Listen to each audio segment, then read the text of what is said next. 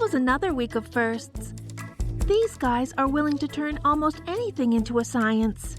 They spent the entire week eating burgers only to scientifically decide the definition of a perfect cheeseburger.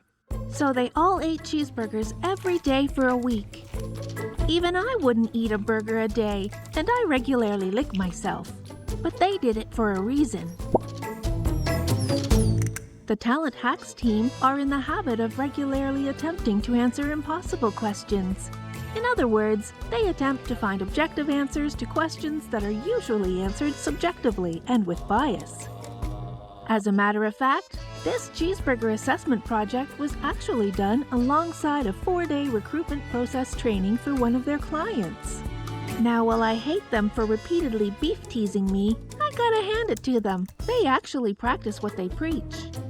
They organized every step, removing every possible bias. No name or favorite brands, no extra ingredients, no side dishes. They created scales and a scoring system that assessed a cheeseburger on its individual ingredients, as well as how it all came together.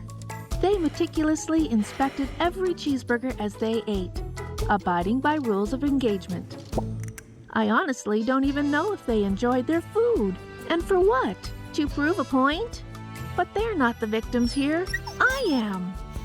First of all, they never gave me a single bite of any of the burgers. It's procedure, they said. My opinion would be biased because I eat bugs, they said. It was one time. But the worst part is that for a week, the whole office smelled like the result of a high-protein diet. And I'm a dog. My nose is amazing.